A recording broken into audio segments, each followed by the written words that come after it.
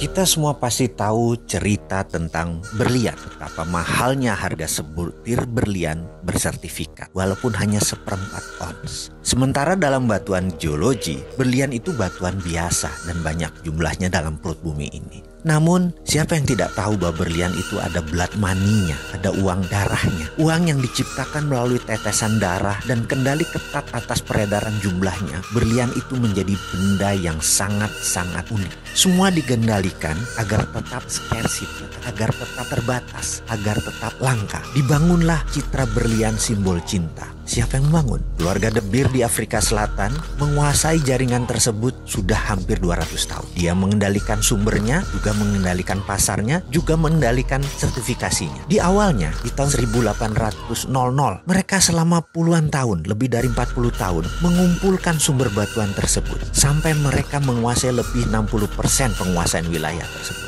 Dan di tahun 1860 mereka mendeklar dengan menyatakan bahwa berlian adalah simbol cinta, berlian adalah simbol kehormatan, berlian adalah sebuah kekuatan, berlian adalah sebuah kemurnian. Dan image tersebut membuat benda berwarna putih bening tersebut berharga ribuan dolar, walaupun dengan gramasi yang sangat kecil. Kalau Anda tahu itu batuan apa, tetapi kita tidak bisa apa-apa. Kita semua sudah menjadi budak atas pencitraan berlian tersebut. Kita hanya menjadi korban pengambil price taker. Kita tidak bisa menentukan harga berlian. Kita pasrah dengan harga berlian tersebut. Apakah ini kesepakatan bersama? Oh tidak. Ini adalah keterpaksaan yang diciptakan. Dan apa yang keluarga De Beer itu ciptakan dalam bahasa sederhana, dalam bahasa ekonominya adalah economic alchemy atau rumus kimia sukses. Citra berlian sampai saat ini sudah 160 tahun. Sudah banyak tertanam di bawah sadar kita bahwa berlian adalah batuan paling mulia dan paling mahal. Kita ambil contoh, kita sekarang punya batu aki, batu kecubung atau batu lainnya. Kita tidak akan pernah bisa mengalahkan citra berlian tersebut karena citra tersebut dikawal dengan ketat oleh keluarga tersebut. Sekali lagi,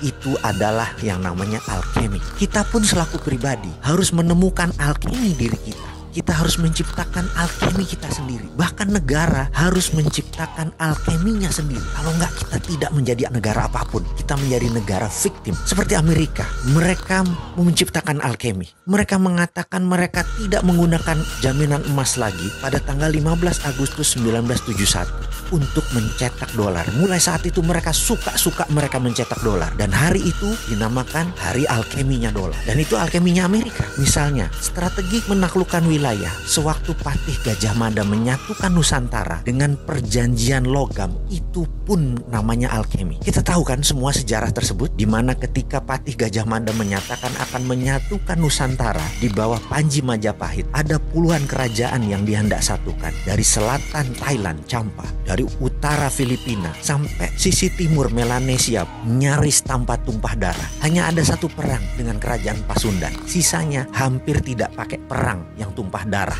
Yang dipakai adalah perjanjian logam. Emas Majapahit dipinjamkan ke berbagai kerajaan dan mereka yang menerima pinjaman emas tersebut menaikkan Panji Majapahit bendera gula kelapa yang berwarna merah putih. Penaklukan Gajah Mada menyatukan Nusantara adalah economic warfare, menggunakan hegemoni ekonomi, bukan hegemoni militer. Cara itu pula yang ditiru Cina dengan strategi obor, one belt, one road, dipinjaminya economic warfare. Apa yang Gajah Mada lakukan itu adalah alkemi.